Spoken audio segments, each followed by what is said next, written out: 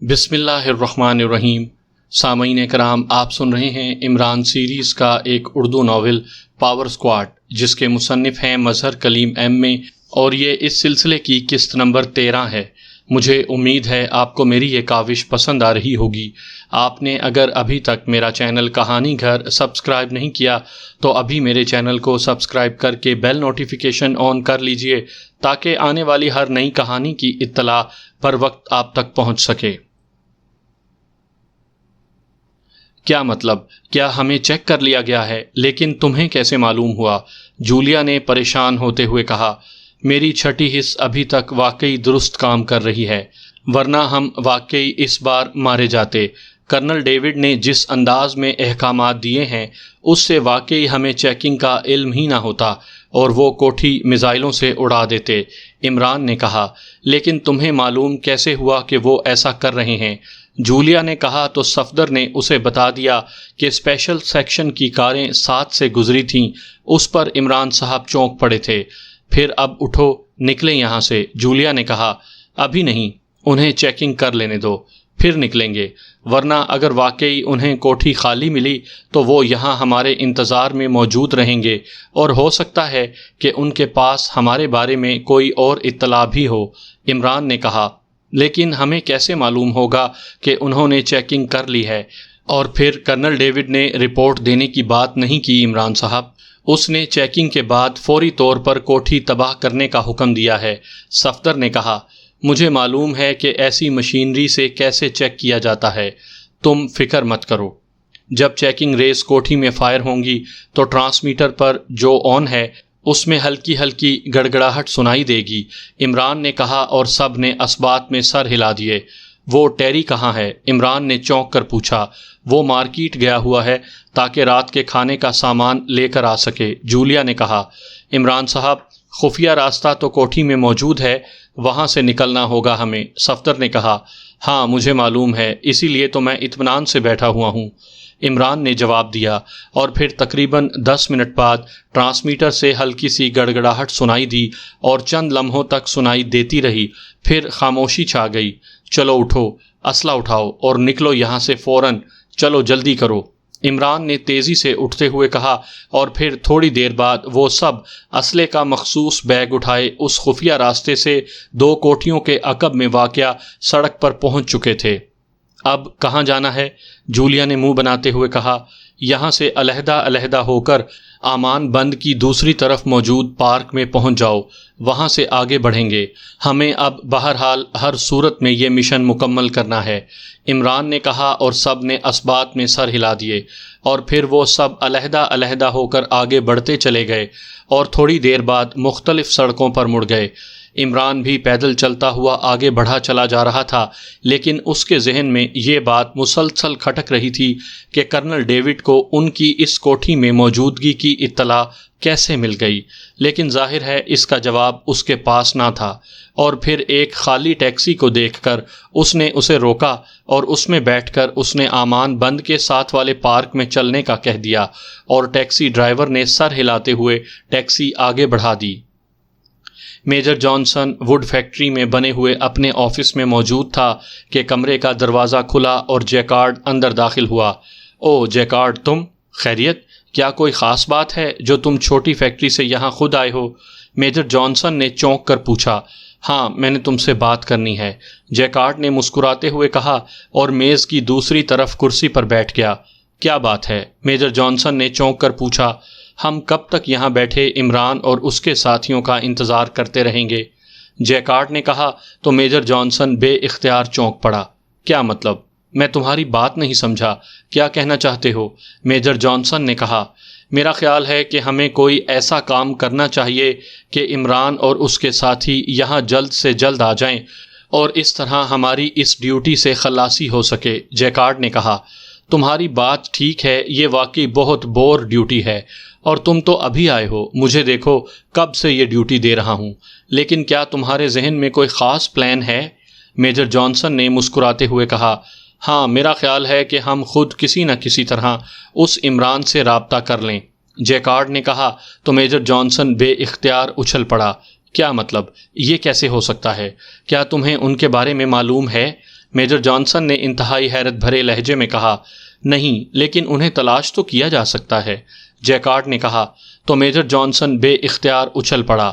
تم واقعی ذہنی طور پر بے حد بور ہو چکے ہو جو ایسی باتیں کر رہے ہو۔ اگر انہیں اتنی آسانی سے تلاش کیا جا سکتا تو اب تک ایسا ہو چکا ہوتا، لیکن تمہیں گھبرانے کی ضرورت نہیں ہے۔ یا تو وہ واقعی ٹریس ہو کر ہلاک ہو جائیں گے یا پھر یہاں آ جائیں گے، میجر جانسن نے کہا۔ تو اس بار جیکارڈ چونک پڑا۔ وہ کیسے؟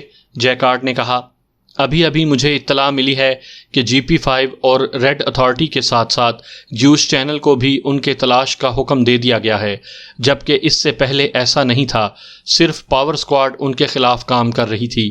اب پاور سکواڈ کو تو عملی طور پر ختم کر دیا گیا ہے، اس لیے ان ایجنسیوں کو احکامات دے دیے گئے ہیں، اور جیسے ہی یہ تینوں ایجنسیاں حرکت میں آئیں گی تو ان کے دو ہی نتیجے نکل سکتے ہیں کہ یا تو وہ ٹریس ہو کر ہلاک ہو جائیں یا پھر فوری طور پر مشن مکمل کرنے کے لیے یہاں پہنچ جائیں۔ میجر جانسن نے کہا، او ہاں، یہ بات واقعی درست ہے۔ چلو ٹھیک ہے، کچھ تو امید پیدا ہوئی، جیکارڈ نے کہا۔ میرا خیال ہے کہ ہم یہاں اندر بیٹھ کر صرف مشینری سے ہی چیکنگ نہ کرتے رہیں، بلکہ ہمارے آدمی فیکٹریوں سے باہر بھی ہونے چاہیے، خاص طور پر منی بجلی گھر پر، کیونکہ بہرحال انہیں تو یہی معلوم ہوگا کہ لیبارٹری منی بجلی گھر کے نیچے ہے۔ یہ لوگ پہلے وہاں پہنچیں گے۔ اس طرح اگر ہمیں پہلے سے ان کی آمد کی اطلاع مل جائے تو زیادہ بہتر ہوگا، میجر جانسن نے کہا۔ نہیں، اگر انہوں نے ہمارے آدمیوں کو مشکوک سمجھ کر کور کر لیا تو الٹا یہ بات ہمارے خلاف ہو جائے گی، اس لیے بہتر یہی ہے کہ ہم یہاں بیٹھ کر ان کا انتظار کریں، جیکارڈ نے کہا۔ ٹھیک ہے، بہرحال میرا یہ خیال تھا، میجر جانسن نے کہا، اور پھر اس سے پہلے کہ مزید کوئی بات ہوتی میز پر موجود فون کی گھنٹی بج اٹھی تو میجر جانسن نے چونک کر فون کی طرف دیکھا اور پھر اس نے ہاتھ بڑھا کر ریسیور اٹھا لیا۔ یس، اسپیشل اسپاٹ، میجر جانسن نے مخصوص لہجے میں کہا۔ جنرل رابن بول رہا ہوں، major Johnson, chief of military intelligence. دوسری طرف سے ایک بھاری سی آواز سنائی دی تو میجر جانسن بے اختیار چونک پڑا۔ اس نے جلدی سے ہاتھ بڑھا کر لاؤڈر کا بٹن آن کر دیا۔ یس سر، حکم سر، میجر جانسن نے انتہائی مؤدبانہ لہجے میں کہا۔ جیکارڈ بھی چونک پڑا تھا۔ کیا اسپیشل اسپاٹ پر تمام حفاظتی انتظامات درست ہیں؟ جنرل رابن نے کہا۔ یس سر، ہم ہر لحاظ سے الرٹ ہیں، میجر جانسن نے کہا۔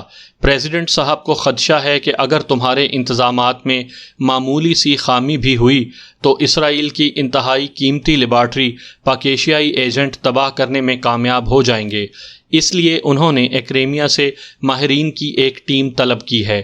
یہ ٹیم 3 افراد پر مشتمل ہے جن کے نام نوٹ کر لیں، جنرل رابن نے کہا۔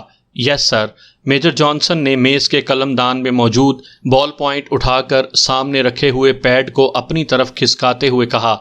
ٹیم لیڈر جان گروز ہیں، ان کے 2 ساتھیوں میں نیکولس جرمی اور پیٹر مٹکاف شامل ہیں۔ اس ٹیم کو خصوصی کارڈ جاری کیے گئے ہیں جن پر صدر صاحب کے صرف ذاتی دستخط ہیں اور کسی قسم کی مہر نہیں ہے، اور یہی اس کی خاص شناخت ہے۔ یہ ٹیم کسی بھی وقت فیکٹری پہنچ سکتی ہے۔ آپ نے ان سے مکمل تعاون کرنا ہے اور انہیں تمام حفاظتی انتظامات سے آگاہ کرنا ہے تاکہ یہ اپنی رپورٹ صدر صاحب کو دے سکیں، جنرل رابن نے کہا۔ یس سر، میجر جانسن نے کہا، اور دوسری طرف سے رابطہ ختم ہونے پر میجر جانسن نے ریسیور رکھ دیا۔ یہ کیسے ہو سکتا ہے کہ ان حالات میں کوئی ایکریمی ٹیم یہاں بھیجی جائے؟ جیکارڈ نے انتہائی حیرت بھرے لہجے میں کہا۔ میرے ذہن میں بھی یہ سوال موجود ہے جیکارڈ، لیکن مسئلہ یہ ہے کہ ہم نہ تو صدر صاحب سے کوئی بات کر سکتے ہیں اور نہ ہی جنرل صاحب سے یہ سوال ہو سکتا ہے۔ ویسے صدر صاحب کا خدشہ اپنی جگہ درست ہے، یہ لیبارٹری بے حد قیمتی ہے اور اس کی تباہی سے اسرائیل کی واقعی کمر ٹوٹ جائے گی، میجر جانسن نے کہا۔ ٹھیک ہے، ہمارے رینکس ایسے نہیں ہیں کہ ہم انکار کر سکیں یا وضاحت طلب کر سکیں، لیکن بہرحال ہمیں ہر لحاظ سے ہوشیار رہنا ہوگا، جیکارڈ نے کہا۔ وہ ماہرین کی ٹیم ہے، ایجنٹوں کی نہیں کہ اسلحے سے لیس ہوگی۔ زیادہ سے زیادہ ان کے پاس چیکنگ مشینری ہوگی اور بس، میجر جانسن نے منہ بناتے ہوئے کہا۔ اس کے باوجود میری چھٹی حس کہہ رہی ہے کہ ہمیں ہوشیار رہنا پڑے گا، جیکارڈ نے کہا۔ ہاں، اس میں کیا حرج ہے، میجر جانسن نے کہا، اور جیکارڈ اٹھا اور سر ہلاتا ہوا واپس دروازے کی طرف بڑھ گیا۔ اور میجر جانسن نے بے اختیار ایک طویل سانس لیا۔ اسے اب واقعی یہ احساس ہو رہا تھا کہ اس کی یہ ڈیوٹی انتہائی بور ہے، لیکن ظاہر ہے وہ سوائے احساس کرنے کے اور کچھ نہ کر سکتا تھا۔ مجھے پہلے خود انتظامات کو چیک کر لینا چاہیے، اور اگر کہیں کوئی کمی ہے تو اسے دور کر دینا چاہیے۔ ٹیم کسی بھی وقت آ سکتی ہے، میجر جانسن نے اچانک چونک کر کہا، اور اس کے ساتھ ہی وہ کرسی سے اٹھا اور تیز تیز قدم اٹھاتا دروازے کی طرف بڑھتا چلا گیا۔ عمران صاحب، کیا آپ کا یہ پلان کامیاب ہو جائے گا؟ صفدر نے ساتھ بیٹھے ہوئے عمران سے مخاطب ہو کر کہا تو عمران بے اختیار چونک پڑا۔ وہ دونوں ایک کار کی عقبی سیٹ پر بیٹھے ہوئے تھے، جبکہ کار کی ڈرائیونگ سیٹ پر تنویر موجود تھا۔ یہ تینوں ہی ایکریمی میک اپ میں تھے، اور عمران کی آنکھوں میں بڑے فریم والی نظر کی اینک موجود تھی، اور چہرے کے تاثرات سے وہ خشک مزاج قسم کا آدمی نظر آ رہا تھا۔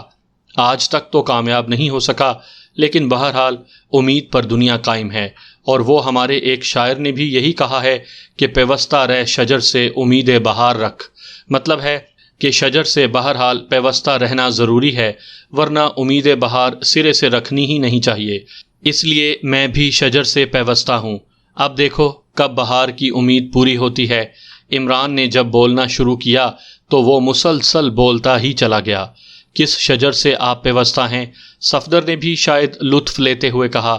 فکر مت کرو، شجر بے حد جاندار اور طاقتور ہے، البتہ بہار نہ آنے کی وجہ سے بیچارہ ٹنڈ منڈ سا نظر آ رہا ہے، عمران نے مسکراتے ہوئے کہا۔ شجر کا نام کیا ہے؟ صفدر نے مسکراتے ہوئے کہا۔ تمہارا مطلب ہے جیسے کیکر، ببول، شیشم وغیرہ نام ہوتے ہیں، ایسا نام؟ عمران نے چونک کر کہا۔ جیسا بھی نام ہو، بہرحال ہر شجر کا کوئی نہ کوئی نام تو ہوتا ہی ہے، صفدر نے کہا۔ شجر تو ایشیائی ہے، لیکن نام انگریزی ہے، ڈیشنگ ایجنٹ۔ اب بھلا تم خود سوچو کہ ایشیائی شجر کا انگریزی نام کیسے ہو سکتا ہے، لیکن بہرحال ہے۔ عمران نے جواب دیا تو صفدر بے اختیار ہنس پڑا۔ میں سمجھ تو پہلے ہی گیا تھا، لیکن میں چاہتا تھا کہ آپ میرے خیال کی تصدیق کر دیں، صفدر نے ہنستے ہوئے کہا۔ میں اگر شجر ہوں تو تم حجر ہو، اور حجر پر کبھی بہار نہیں آیا کرتی۔ تنویر نے اس بار غصہ کھانے کے بجائے بڑے اطمینان بھرے ہوئے لہجے میں کہا تو صفدر بے اختیار چونک پڑا۔ عمران کے لبوں پر بھی مسکراہٹ تھی۔ حجر یعنی پتھر، کیا واقعی یہ لفظ تم نے کہا ہے؟ صفدر نے حیرت بھرے لہجے میں کہا۔ ہاں، کیوں؟ کیا یہ کوئی مشکل لفظ ہے؟ عام سا لفظ ہے۔ تنویر کے لہجے میں حیرت تھی۔ کمال ہے عمران صاحب کہ تم پر طنز کے باوجود تم غصے میں نہیں آئے، اور اس کے ساتھ ساتھ باقاعدہ شاعری کے انداز میں تم نے جواب بھی دیا ہے۔ شجر اور حجر دونوں کا قافیہ بھی ایک ہے، اور واقعی شجر پر تو بہار آ سکتی ہے لیکن حجر پر نہیں۔ حیرت ہے، کیا آج سورج مشرق کے بجائے مغرب سے تو طلوع نہیں ہو گیا؟ صفدر کے لہجے میں بے پناہ حیرت تھی۔ تمہیں یاد نہیں، میں نے خاص طور پر کہا تھا کہ اس پلان کے دوران وہ اپنے غصے اور ذہن کو کنٹرول میں رکھے گا، اور اس نے اس بات کا کامیاب مظاہرہ کیا ہے، اور حقیقت یہ ہے کہ میں چیک بھی یہی کرنا چاہتا تھا۔ مجھے خوشی ہے کہ اس نے واقعی اپنے اعصاب اور ذہن کو کامیابی سے کنٹرول کیا ہے، عمران نے تحسین بھرے لہجے میں کہا۔ کمال ہے، واقعی حیرت ہے۔ بہرحال وہ اصل بات تو وہیں رہ گئی، آپ نے بڑا حیرت انگیز پلان بنایا ہے کہ ماہرین چیکنگ کے لیے آ رہے ہیں، اور آپ کے مطابق وہاں ہمارا باقاعدہ استقبال کیا جائے گا، اور پھر ہمیں انتظامات دکھائے جائیں گے۔ یہ سب کیسے ممکن ہوگا؟ میری سمجھ میں تو یہ بات نہیں آ رہی، صفدر نے کہا۔ GP5 کے حملے کے بعد ہم سب نیشنل پارک میں اکٹھے ہوئے تھے، اور پھر میں نے وہیں سے براہ راست AA کو فون کر کے ایک اور کوٹھی کا بندوبست کیا تھا۔ عمران نے بولنا شروع کیا۔ مجھے معلوم ہے، آپ پلان کے بارے میں بتائیں، صفدر نے مسکراتے ہوئے کہا۔ اچھا، میں سمجھا کہ شاید لوگوں کی طرح واقعات سنانے پڑیں گے، یعنی شروع سے، عمران نے کہا تو صفدر بے اختیار ہنس پڑا۔ لوگوں کا کیا مطلب؟ صفدر نے ہنستے ہوئے کہا۔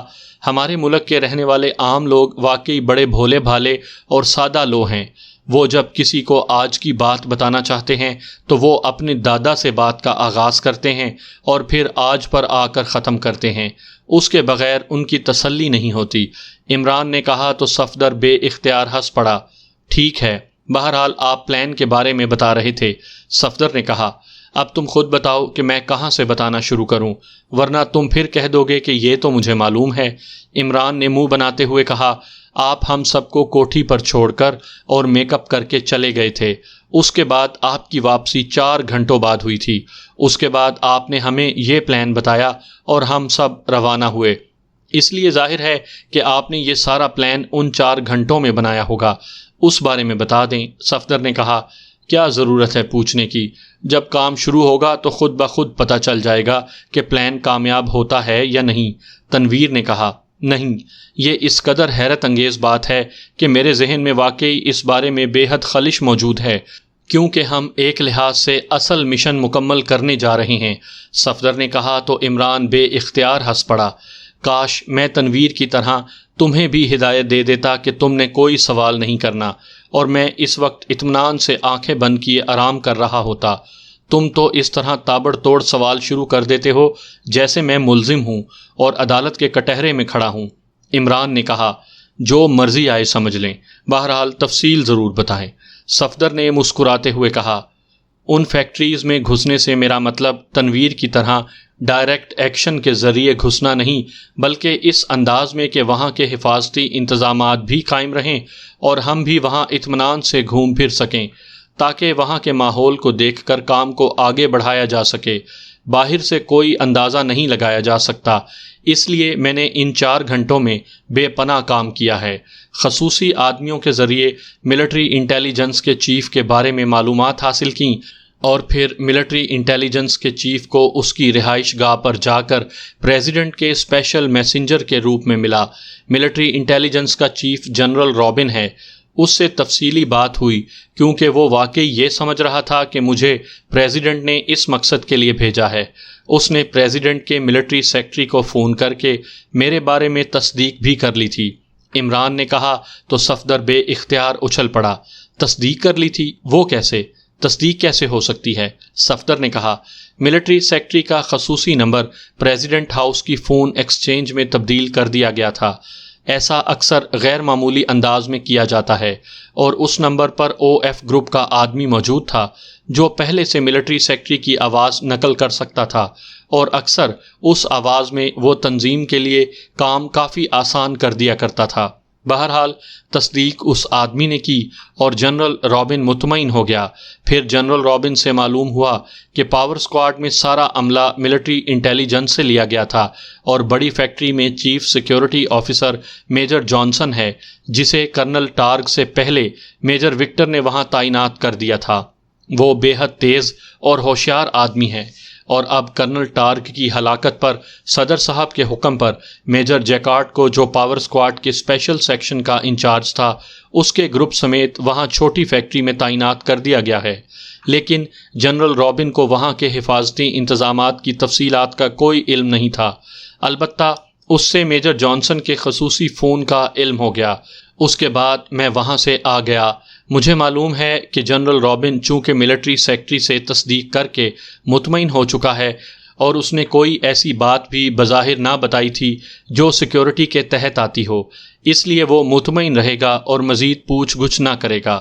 اس کے بعد باہر سے میں نے میجر جانسن کو فون کیا اور جنرل رابن کی آواز اور لہجے میں اسے بتایا کہ صدر صاحب کے ذہن میں خدشات ہیں، اس لیے انہوں نے حفاظتی انتظامات چیک کرنے کے لیے ایکریمیا سے ماہرین کی ٹیم کال کی ہے، جن کی تعداد اور نام میں نے بتا دیے، اور میجر جانسن کو کہہ دیا تھا کہ ٹیم کو حفاظتی انتظامات چیک کروا دیے جائیں تاکہ یہ صدر کو رپورٹ دے سکیں، اور اس کے نتیجے میں اب یہ ٹیم اس کار میں بیٹھی وہاں جا رہی ہے۔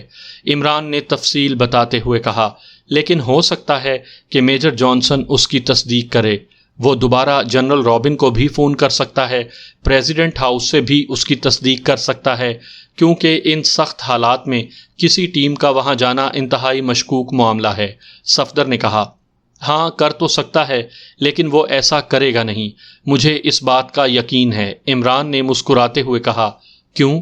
صفدر نے اور زیادہ حیران ہوتے ہوئے کہا، اس لیے کہ میجر کا رینک جنرل اور پریزیڈنٹ کے مقابلے میں بہت چھوٹا رینک ہے، اور وہ ملٹری انٹیلیجنس کا آدمی ہے، سیکرٹ سروس کا نہیں، اور ملٹری کی تربیت میں رینکس کا سب سے زیادہ خیال رکھا جاتا ہے۔ اور اگر کر بھی لے گا تو کیا ہوگا؟ جنرل رابن نے تو اس سے خود ہی بات کی ہے، اس لیے اس سے تصدیق کا خیال تو ایسی صورت میں آ سکتا ہے کہ اس کے ذہن میں یہ بات ہو کہ میں جنرل رابن کی جگہ بات کر رہا ہوں۔ میں نے جنرل رابن کو کسی طرح کور کر لیا ہے۔ چونکہ ایسا خیال اس کے ذہن میں نہیں آ سکتا، اس لیے وہ زیادہ سے زیادہ پریزیڈنٹ ہاؤس میں ملٹری سیکرٹری سے تصدیق کرے گا اور وہاں آدمی موجود ہے۔ عمران نے تفصیل سے جواب دیتے ہوئے کہا، آپ واقعی پلاننگ نہیں کرتے بلکہ ذہنی شطرنج کھیلتے ہیں کہ سارے خانے اور ساری متوقع چالیں آپ کے ذہن میں پہلے سے موجود ہوتی ہیں۔ صفدر نے بے اختیار ایک طویل سانس لیتے ہوئے کہا، لیکن مجھے یہ شطرنج اکیلے کھیلنی پڑتی ہے، اب کیا کروں؟ مجبوری ہے، ٹنڈ منڈ شجروں سے تو امید نہیں ہے کہ وہ شطرنج کھیل سکیں۔ عمران نے مسکراتے ہوئے کہا، آپ نے مجھے بھی تنویر کے ساتھ شامل کر لیا ہے؟ صفدر نے ہنستے ہوئے کہا، شکر کرو اس نے تمہیں میرے ساتھ شامل کیا ہے، اپنے ساتھ نہیں، ورنہ تم بھی شجر کے بجائے شیطان کہلاتے، تنویر نے کہا، اور صفدر ایک بار پھر ہنس پڑا۔ کمال ہے عمران صاحب، کیا آپ نے تنویر کو ہدایات دینے کے ساتھ ساتھ کوئی دوا بھی کھلائی ہے یا اس کا ذہن کنٹرول میں کر لیا ہے؟ مجھے اس سے ایسے شاعرانہ اور اطمینان بھرے جواب کی توقع ہی نہ تھی۔ یہ تو ایسے لگتا ہے کہ جیسے اصل تنویر کے بجائے نقلی تنویر ہو۔ واہ، شجر اور شیطان، شجر بھی حرف شین سے شروع ہوتا ہے اور شیطان بھی، واہ۔ صفدر نے کہا تو اس بار تنویر بھی بے اختیار ہنس پڑا۔ یہ واہ واہ تم اپنے لیے کر سکتے ہو، کیونکہ یہ بات کم از کم میرے ذہن میں نہ تھی، تنویر نے ہنستے ہوئے کہا، اور اس بار عمران بھی اس کی بات پر ہنس پڑا۔ عمران صاحب، کیا صرف ناموں سے وہ مطمئن ہو جائیں گے یا کوئی اور نشانی بھی آپ نے بتائی ہے؟ صفدر نے کہا، صدر صاحب کے ذاتی دستخطوں سے جاری کردہ کارڈ جس پر مہر نہیں ہوگی، اور یہی اس کی خاص نشانی ہوگی۔ عمران نے مسکراتے ہوئے کہا تو صفدر ایک بار پھر ہنس پڑا۔ اب تو مجھے بھی تنویر کی طرح آپ کو ذہنی شیطان کہنا پڑے گا۔ حیرت ہے، چونکہ مہر فوری طور پر نہ بن سکتی تھی اور نہ لگ سکتی تھی، اس لیے مہر کی عدم موجودگی کو ہی خاص نشانی قرار دے دیا گیا۔ بہت خوب، لیکن کیا آپ کو صدر کے ذاتی دستخطوں کے بارے میں علم تھا؟ صفدر نے کہا، میرا خیال ہے کہ اگر میں پاک ایشیا سیکرٹ سروس کے ارکان کے لیے تعلیم بالغاں کا ایک سینٹر کھول لوں تو آغا سلیمان پاشا کے ادھار کا خاصا بڑا حصہ چکایا جا سکتا ہے۔ اب ساری باتیں میں ہی بتاؤں گا، کچھ تم بھی سوچ لو۔ میں نے پہلے تمہیں بتایا ہے کہ میجر جانسن اور میجر جیکارڈ بہت چھوٹے رینکس کے افسران ہیں۔ کیا وہ جانتے ہوں گے کہ ملک کے صدر کے دستخط کیسے ہیں، اور دستخط بھی سرکاری نہیں، ذاتی؟ عمران نے منہ بناتے ہوئے کہا تو صفدر نے بے اختیار ایک طویل سانس لیا۔ اس کے چہرے پر قدر شرمندگی کے تاثرات ابھر آئے۔ لیکن ان سب باتوں کے باوجود ہمیں وہاں ہوشیار رہنا ہوگا، عمران نے چند لمحوں کی خاموشی کے بعد کہا۔ ظاہر ہے، لیکن آپ نے واقعی بہت حیرت انگیز ذہانت کا مظاہرہ کیا ہے، صفدر نے کہا۔ میجر جانسن اور میجر جیکارڈ دونوں بہرحال انٹیلیجنس کے آدمی ہیں، اس لیے ان کے ذہنوں میں بھی یہ خدشات بہرحال موجود ہوں گے جو تمہارے ذہن میں ابھرے ہیں۔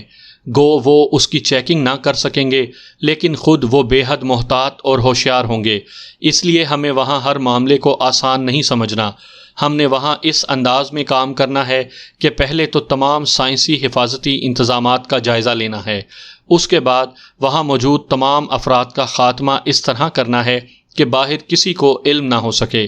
البتہ اس میجر جانسن کو زندہ رکھنا ہے، اس سے راستہ اور لیبارٹری کے انچارج ڈاکٹر کے بارے میں معلومات حاصل کرنی ہیں اور پھر آگے کام کرنا ہے۔ عمران نے کہا، لیکن میرا خیال ہے کہ آپ نے اسلحہ تو ساتھ نہیں رکھا، کیا آپ وہاں سے اسلحہ حاصل کریں گے؟ صفدر نے کہا، ماہرین کا اسلحے سے کیا تعلق، صرف چیکنگ مشینری ہمارے پاس ہے، اور سب سے پہلے ہماری یہ چیکنگ ہوگی کہ کیا ہمارے پاس اسلحہ تو نہیں ہے، یا اس مشینری میں تو اسلحہ موجود نہیں ہے۔ پھر ہمارے میک اپ چیک ہوں گے، اس کے بعد آگے بات بڑھے گی۔ اس لیے اسلحہ ساتھ رکھنے کا مطلب تو پلاننگ کو پہلے مرحلے میں ناکام بنا دینا تھا۔ عمران نے مسکراتے ہوئے کہا، لیکن ہمارے ساتھی جو پارک میں اس دوران موجود رہیں گے، انہیں کیسے کال کیا جائے گا اور کب؟ صفدر نے کہا، ضرورت پڑی تو انہیں کال کیا جائے گا، اسپیشل کوشن کی مدد سے۔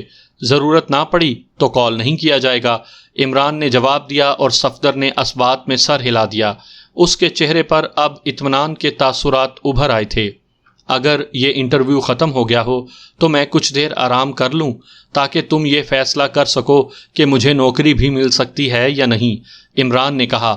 آپ کو نوکری دینے کا مطلب ہے کہ باقی عملہ فارغ ہو جائے، صفدر نے کہا تو اس بار عمران اس کے خوبصورت اور گہرے فکرے پر بے اختیار ہنس پڑا۔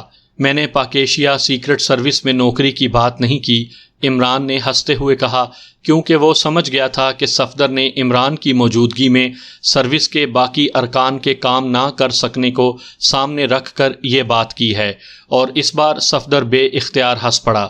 ہم پل تک پہنچنے والے ہیں، اچانک تنویر نے کہا۔ تم نے کار بڑی فیکٹری کے گیٹ کے سامنے روکنی ہے، میجر جانسن وہیں ہوگا، عمران نے کہا، اور تنویر نے اسبات میں سر ہلا دیا، اور پھر بند کے اوپر موجود پل کراس کر کے کار خاصی تیز رفتاری سے آگے بڑھتی چلی گئی، اور پھر جیسے ہی بڑی فیکٹری کی دیوار شروع ہوئی، تنویر نے کار کی رفتار آہستہ کی اور پھر اسے گیٹ کے سامنے روک دیا۔ اسی لمحے پھاٹک کی چھوٹی کھڑکی کھلی اور ایک مسلح آدمی جس کے جسم پر باقاعدہ سیکیورٹی یونیفارم تھی تیزی سے کار کی طرف بڑھا۔ Major Johnson, chief security officer صاحب سے کہو کہ ایکریمین ماہرین پہنچ گئے ہیں، عمران نے تنویر کے بولنے سے پہلے کھڑکی کا شیشہ نیچے کرتے ہوئے کہا۔ اوہ اچھا، ایک منٹ، آنے والے نے چونک کر کہا، اور پھر تیزی سے واپس مڑ کر اندر چلا گیا۔ چند لمحوں بعد پھاٹک کھل گیا تو تنویر نے کار موڑی اور اسے اندر لے گیا۔ گیٹ کے ساتھ ہی ایک بڑا سا برآمدہ تھا جس کے پیچھے 2 کمرے تھے اور ایک سائڈ پر راہداری تھی۔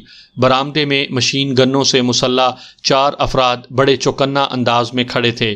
تنویر نے کار ایک طرف کر کے روک دی اور وہ تینوں نیچے اتر آئے۔ اسی لمحے اندرونی کمرے سے ایک آدمی باہر آیا۔ میرا نام میجر جانسن ہے اور میں یہاں چیف سیکیورٹی آفیسر ہوں۔